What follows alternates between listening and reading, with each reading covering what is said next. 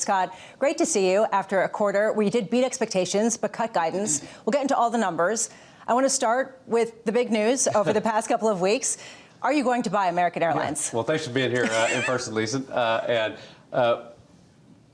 First, I'm not going to comment on that, but I will tell you a little bit about, repeat some of the things that I've said in the past.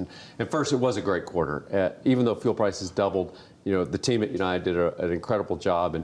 And really, you look full guidance, giving guidance for the full year, being able to be solidly profitable even in this escalating fuel price environment, I think is really the entree to where we want to go for the future, which is we've built a brand loyal airline by attracting customers, by giving them quality, by giving them value, an airline that customers love. And that gives us resilience in tough times. But it also lets us think about what's the next phase for United Airlines. And we've spent the last couple of years thinking about, proving that this strategy to win brand loyal customers works.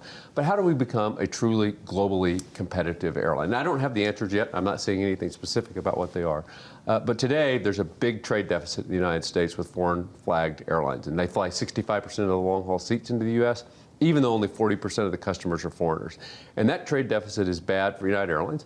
It is bad for U.S. aviation. It's bad for U.S. workers because we actually create some of the really best jobs with the best benefits in the country, not just jobs, but careers. And it's bad for the United States of America. And so I would like to solve that and create a truly global, great airline that all U.S. citizens can be proud of. So it's important, in other words, for the United States to fortify its airline industry with the competitor in mind, not necessarily of the big three in the U.S. of American, United, and Delta, but internationally with some of the long-haul carriers that you see as really the main competition for the United States. Is that correct? I feel like what we've at United have done here in the United States by building a brand loyal airline, we really have attracted all the brand loyal, certainly in our hubs, we've attracted the brand loyal customers, and we've won huge market share kind of everywhere that we fly by being better, by being high quality, and that's what's caused us to win. And I think the next phase for us is, can we take that around the globe? Can we do that everywhere that we fly? And look, there's some really good airlines in the Middle East. There's some really good airlines in Asia. They do some things better than us. But can we create a U.S. airline? And I don't have the answer, not 100% sure we can do it, and not proposing any specifics today. Of course not. But it's an aspirational vision that I think United is in a unique position to go after because of the success we've had, because our people are great, because of the investments we've made in product and technology to get there, and because we have the willingness to try to do big things, that we are in a unique position to try to achieve that and do something big for United, but also for the country. You've been really vocal about how it's an opportunity when there is a crisis or when there's serious pressures in the industry. Right now, it's high oil prices, to potentially pick up other assets that could be distressed, others that are weaker, that are falling out of favor. Are there characteristics of airlines that you would consider taking over, assets that you would potentially acquire in this type of period? Yeah, one, the best way to prepare for a crisis is to be prepared before it starts. We knew something would happen. I didn't know when. We knew something would happen.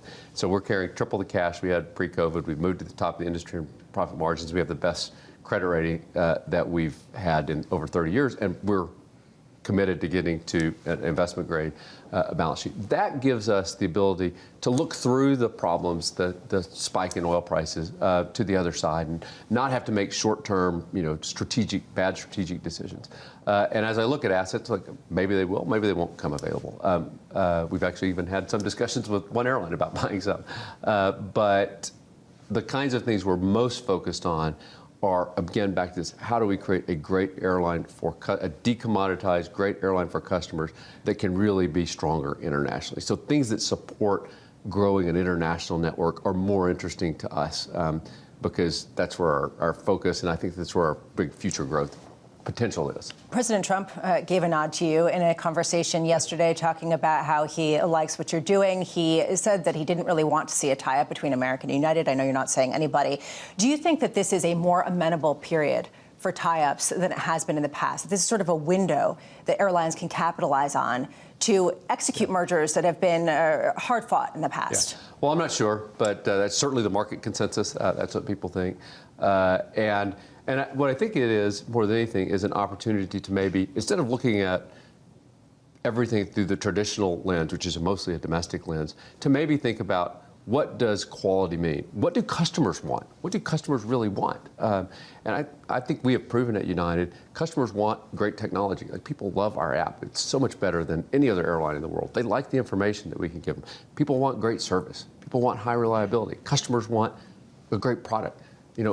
Customers want value, and value is much bigger than just the price. And customers want quality, they want value, and I think, whether it's this administration or not, I think thinking about what do customers really want, and look, we have proof points. Like here in 3 of our hubs where we had big competitors, 3 different hubs, we've won about 20 points of market share with the local community over the last year. Those are massive moves at an airline against 3 different competitors that were big in those markets. And it's all because we built a quality airline that takes care of customers and puts customers first. You've talked about how you are going to raise prices. All the airlines are raising prices, and we've seen this.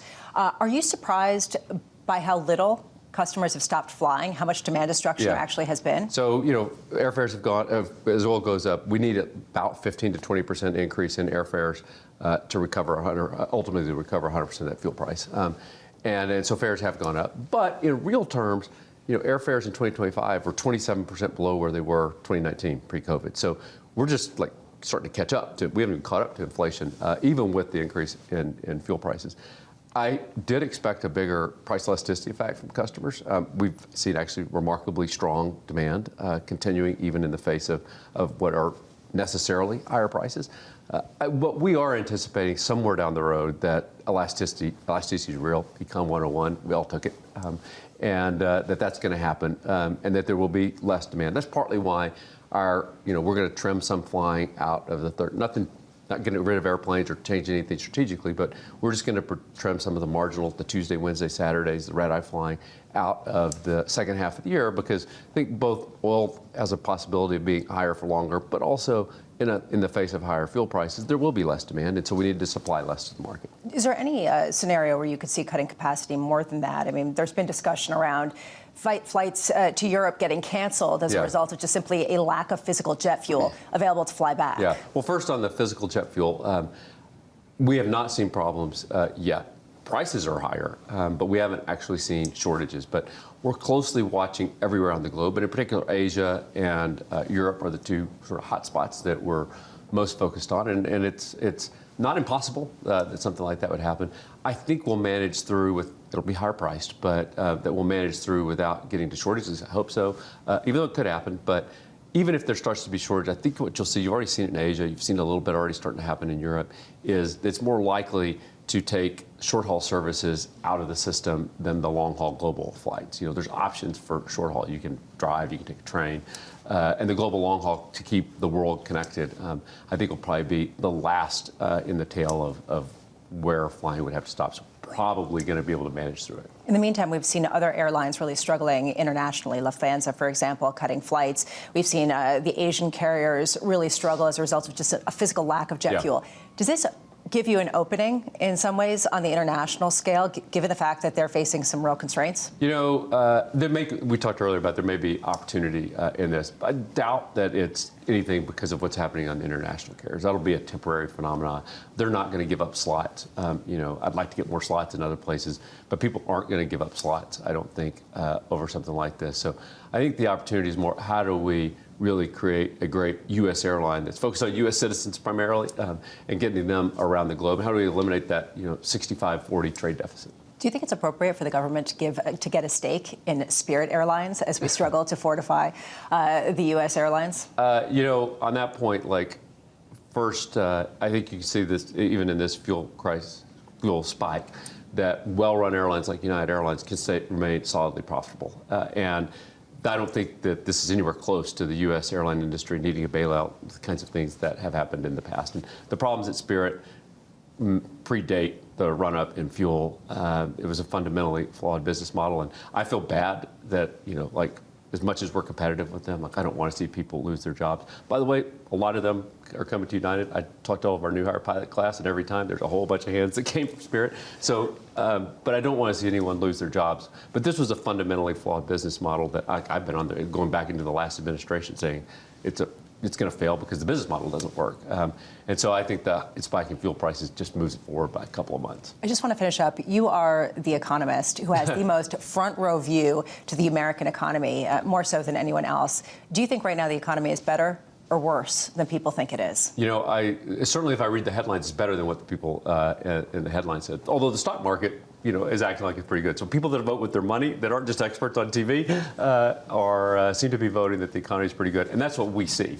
I think the risks are higher in the economy right now. You know, like what's happening with oil. It's such an inelastic demand for oil, and if you get to the point where we have to have demand destruction to overcome oil shortages, I think that could impact the economy, but we just don't see it yet.